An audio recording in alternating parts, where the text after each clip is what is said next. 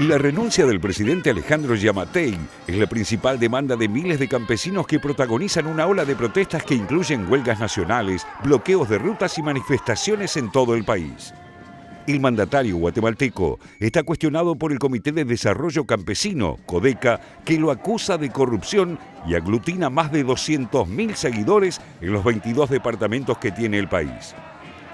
El pedido de renuncia no solo alcanza a Giammattei, sino que es extensivo a la fiscal general y jefa del Ministerio Público, Consuelo Porras, ambos responsables del desplazamiento del fiscal anticorrupción Juan Francisco Sandoval el pasado 23 de julio. Hemos visto la incompetencia, la ineficiencia de este gobierno encabezado por el presidente Alejandro Giammattei. Por eso el pueblo hoy está alzando y exigiendo la renuncia del presidente. Sandoval fue el responsable de poner en marcha una investigación de al menos 50 casos de corrupción que involucran a personas del círculo íntimo del presidente Giammattei. Para poder avanzar en la pesquisa, el fiscal anticorrupción despedido había solicitado el levantamiento de la inmunidad del mandatario. La respuesta que recibió fue su desplazamiento del cargo bajo la acusación de realizar una justicia selectiva. Tras el despido, Sandoval abandonó el país y reclama la restitución de su cargo.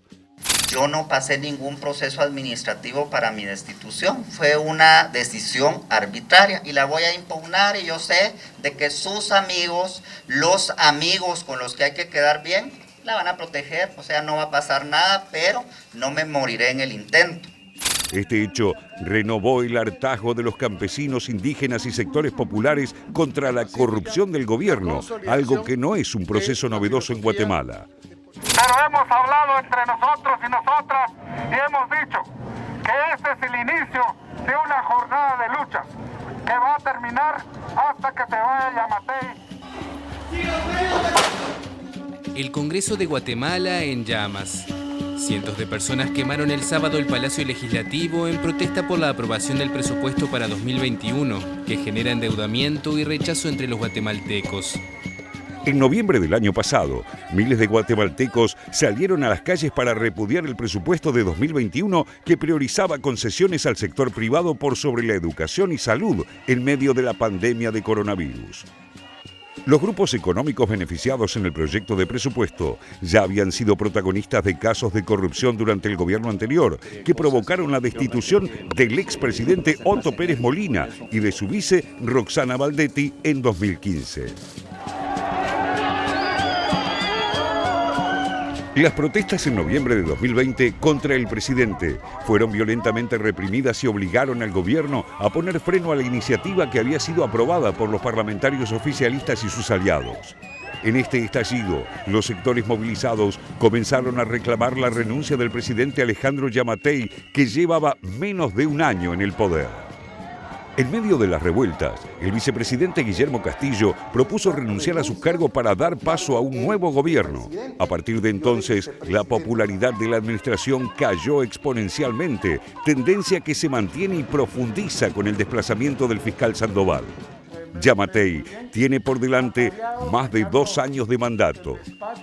En este contexto, con el recrudecimiento de las protestas, las crecientes sospechas de corrupción y la crisis provocada por la falta de respuestas sanitarias a la pandemia, las posibilidades de que logre recomponer el gobierno parecen ser escasas. Vemos cómo hace un par de semanas se llegó a los 10.000 muertos de COVID-19 y aún así el gobierno no se inmutó. Es por eso que salimos a las calles.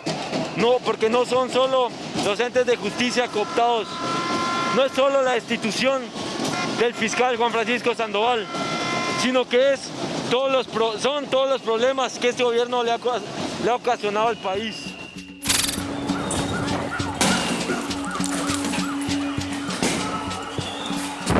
A esto se suma la posición del presidente estadounidense Joe Biden, claramente a favor de la restitución de Sandoval. Washington considera que la lucha contra la corrupción en Guatemala es central para frenar la migración masiva de centroamericanos, situación que le provoca un importante problema político a su administración.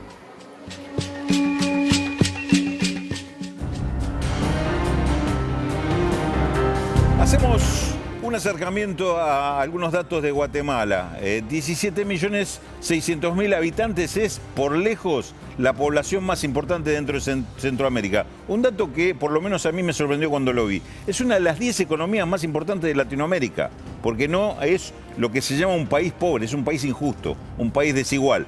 Población indígena 43%, fíjense la proporción altísima que tiene población indígena, y rural 48%. Claro, estos dos porcentajes no se suman, mucha de la población indígena es a la vez rural, pero fíjense este dato, compárenlo con una de las de los detonantes de la crisis actual.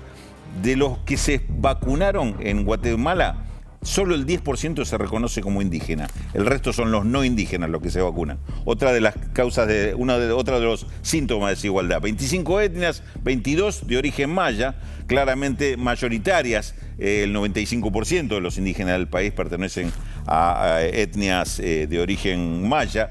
Etnias que las minoritarias se dividen en estas que vamos a ver ahora, o por lo menos son algunas de las más representativas, que son la etnia ladina, la Xinca y garífuna. La Xinca es una de las que firmó este documento que más temprano le relataba a Yelén, que pidieron la renuncia del presidente de la Nación y de la fiscal general a raíz de estos conflictos, y estas organizaciones campesinas que de alguna forma agrupan.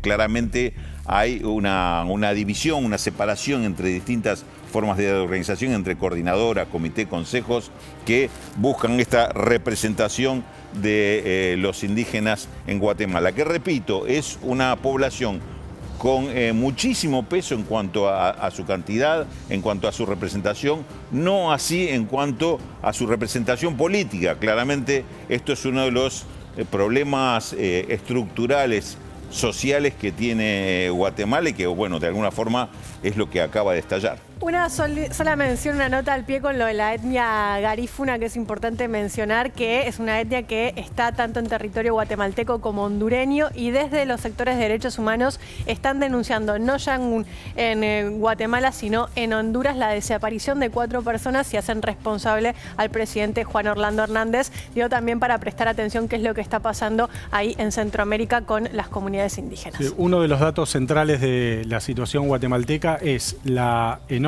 proporción de ciudadanos guatemaltecos que se autoperciben como indígenas. Recién Rulo decía 48%. Sí. En Bolivia el famoso censo, creo que es 2004, 2007, sí, no me acuerdo, pero a mediados de los 2000 daba más o menos el 70%, sí, pero en Ecuador y en Perú en general es menos, las encuestas dan menos.